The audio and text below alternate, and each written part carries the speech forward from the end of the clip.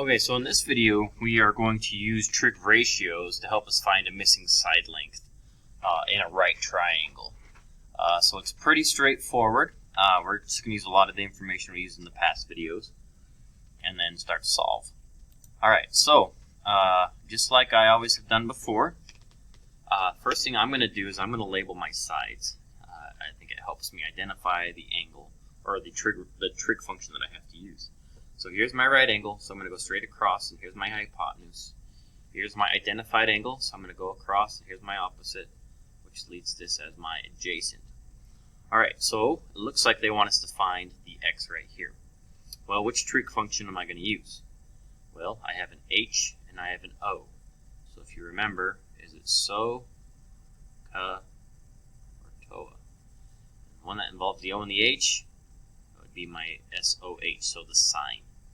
Okay, so let's do my work over here. So we're going to say it's the sine of the angle, so 61 degrees, equals O over H, because the O comes first. O is X, H is 19. Alright, so let's go ahead and, first off, let's go ahead and find what the sine of 61 is. So, grab my calculator.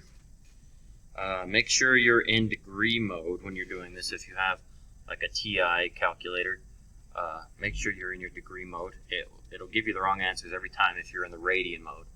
So make sure you're in degree mode. If you're not sure how to do that, you can look it up on the internet, and I'm sure it'll be everywhere. If you just find Google how to turn my TI 84 into degree mode.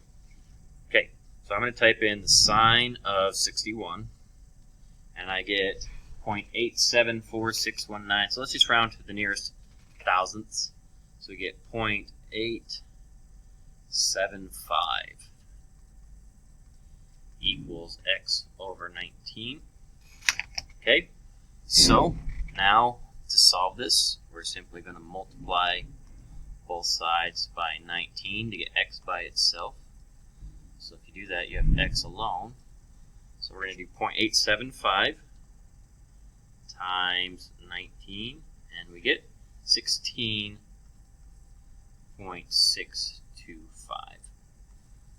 So that's how long this side is right here.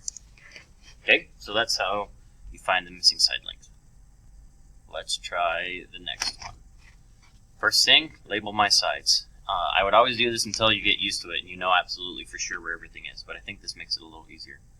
So we got our hypotenuse over here, we got our opposite over here, and our adjacent here. And we have so, ka, toa to choose from. Alright, so looks like we have an H and an A that we're dealing with. So we have an H and an A right here, and that is my cosine. So we're going to set it up by saying the cosine of 38 degrees equals A over H. A is 17, and H is X. Alright, some students have troubles with solving this problem. First thing, let's go ahead and find the cosine of 38. And then we'll go from there. Looks like we get 0.788 for the cosine of 38. Now what a lot of students try to do at this point is they try to divide by 17 or try to multiply, or they try to divide by the 17 because they see a division sign and an x and a 17. We can't do that though because x is actually what the divisor is. So we're actually going to multiply both sides by x, and that gives me 0.788 x equals 17. And then I'm going to divide by 0.788 on both sides. So my final answer is going to be x equals 17 over 0.788. Okay, so let's go ahead and do 17 divided by 0.788, and I get 21.57. So that is the missing side length for my hypotenuse. Okay, we'll do another one like this if you didn't catch that. But see how x is on the bottom? That's why we had to multiply by x first. And then we had 0.788x and just had to divide both sides by 0.788 at that point to get x by itself. So make sure that's clear for you. We'll do another one in just a sec.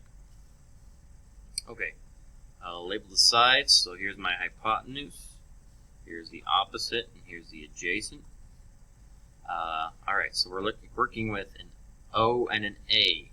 So if you remember, we had SOHCAHTOA, and TOA was the O and the A. So we're going to work with our tangent this time.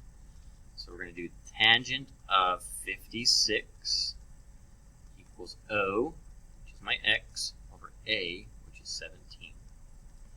Alright, let's see what the tangent of 56 is. Looks like we get 1.483 when we round,